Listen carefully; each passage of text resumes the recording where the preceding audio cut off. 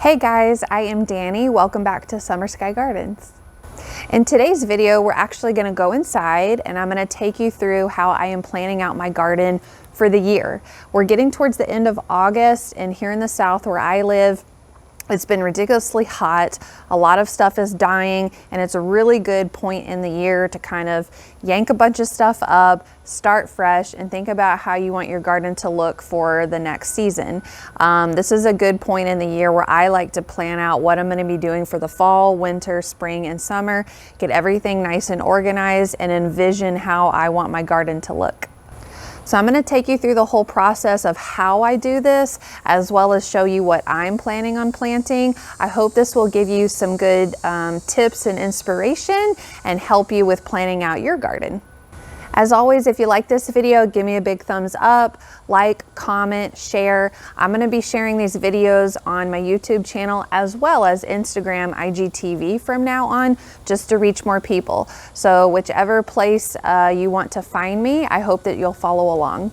And don't forget, with my videos, I also put up a blog post, which sometimes has a lot more information on my website. On my website, I also have some free printables. If you sign up for my newsletter, you'll get one sent to you. And I also have a link to my Amazon store, which has all my favorite gardening finds. Okay, so let's head on inside where it's nice and cool, and I'm gonna take you through the whole process. Okay friends, so I thought I would come inside and show you how I start planning out my garden for the year.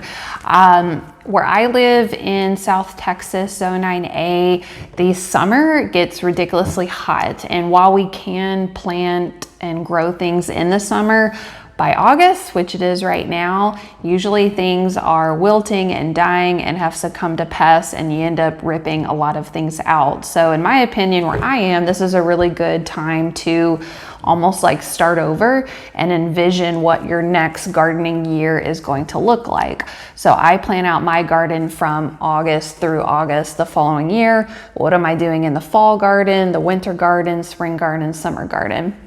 We tend to have milder winters here, so we can grow things over the winter. It'll freeze a few times, but barely get below freezing, and you can typically save everything with some frost cloth, but it just depends where you live as for are you able to plan over the winter or not. So just take a look at your growing zone and your climate and kind of think about how you would like to garden and what time would be a good time to plan out your year. It might be, for instance, spring to spring or spring to the fall, and then you're not growing anything in the winter because it snows. But basically, all of the tips that I'm going to give you here can be applied no matter where you live. So I find there's a few things to have on hand when I'm sitting down to plan everything out. So first thing is I'll grab my favorite vegetable gardening books. So I have this particular one, Year-Round Fruits, Vegetables, and Flowers for Metro Houston. This is by Dr. Bob Randall. If you live in the greater Houston area, this is essential to get. But I really like in here, there is a calendar on when to plant everything. So I find this to be a very helpful guide, because even though I've been doing this for years now and I kind of remember, I will still forget. So I always refer back to this. And then it also has information in here on each individual plant. I also have the Vegetable Gardener's Bible, which is a very simplified version of how to grow different vegetables. So if I need to look up something on a particular plant, I will, if there's something new that I'm trying especially. So I like to get my books handy. I also use a planner. This was my planner last year, which I'll kind of take you through here and show you what things I put in my planner. I got a smaller one for this year because everything that I'm planning out, I'm writing down in a planner. So I have my to-do list, and then throughout the year, I also make notes on when I actually do things so that I know what to expect weeks or months down the line, as well as make notes on what's working and what's not working so I can refer to it for the next year. So I'm going to be referring back to my planner from last year, helping me with my planner for this coming year. I also have just some paper to kind of make notes on. I have a running list of all of my seeds and plants and bulbs and things like that. Mine is currently 3 pages. It's a lot. It's just an Excel spreadsheet that I keep on the computer. I'll give you a closer look, but it basically has what kind of plant it is, what's the variety or the name of it, where did I get the seeds or the plant from, what year is it, how old is it. My seed storage, I keep all of my seeds in jewelry containers that I got from Hobby Lobby. I'll show you those here shortly. So of course I'm writing down which seed is what.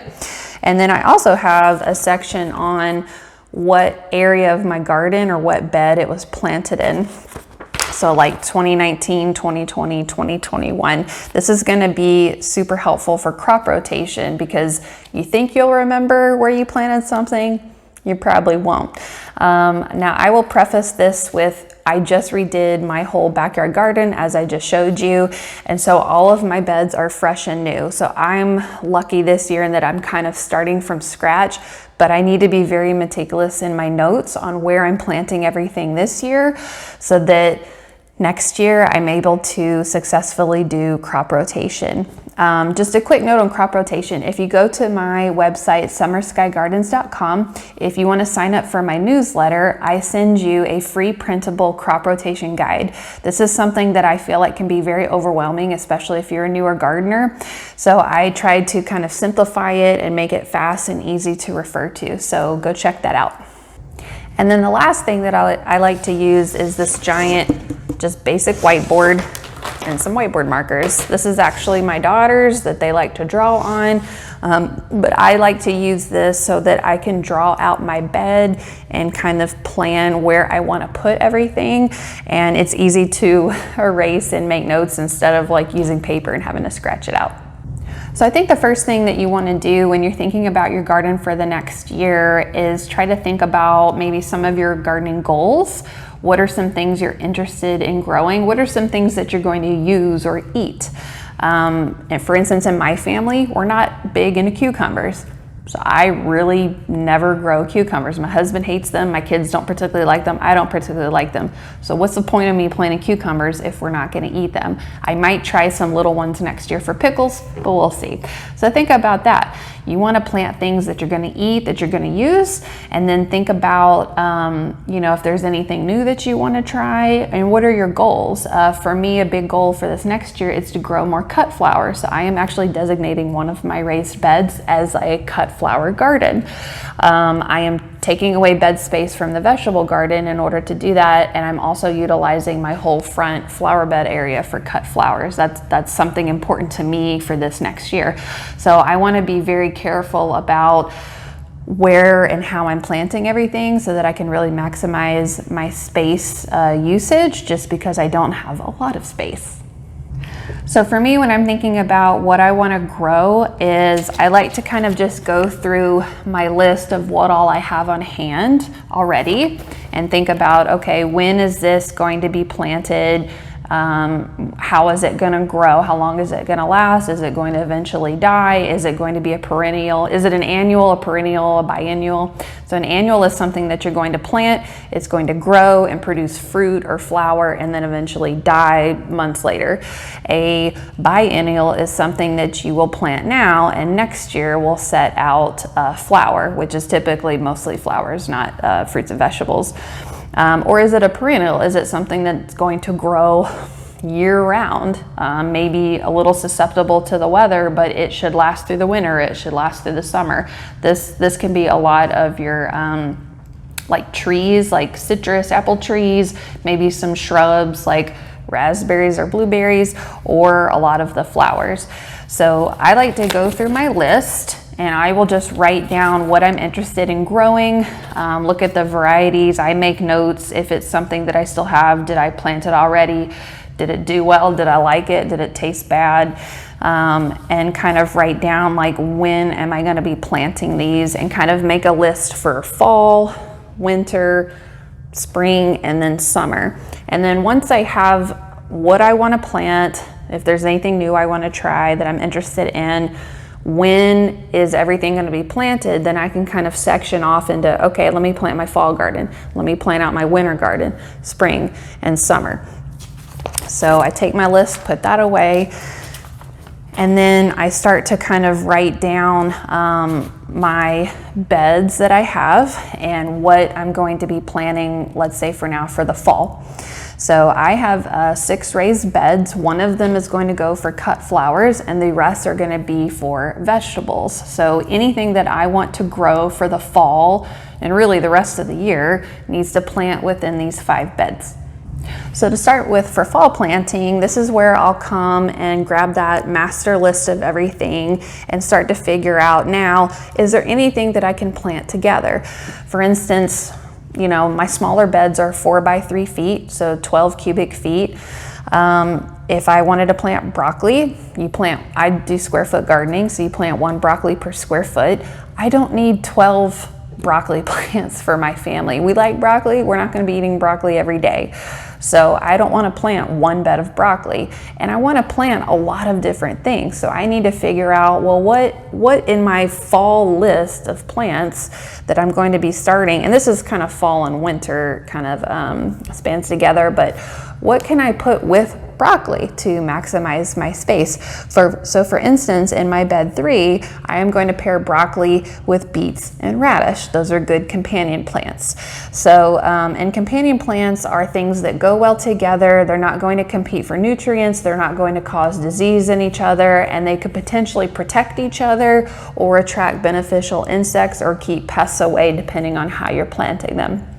So in my bed 3, for broccoli and radish and beets, I'm going to pair those together, and this is when I will actually draw out the bed and figure out how I want to space everything. So you need to know, if you're like me and you're planting by square foot gardening, you need to know how many square feet do I have, how many plants can actually go into each square foot. So that's also something that you want to write down.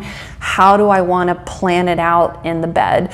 I want things to look nice. I want things to have the right amount of space. And you also need to consider sun. So my beds face north and south, so the sun goes across the bed. So I know if I planted something tall on one side, at some point the other plants are going to get shaded, whether it's in the morning or the evening. So I don't necessarily want to do that. Most of the stuff I plant needs a lot of sun. So if I'm going to plant something tall, I'm going to put it in the back, plant the shorter stuff in front. So as the sun goes across the bed, everything is consistently getting sun. So this is where it's really important to think about the area that you're planting in your garden, not only about the weather throughout the year, but the sun exposure throughout the year, and also access to water. Since I just redid my beds, I implemented a drip irrigation system, but the last several years I've been hand watering, and that's worked fine.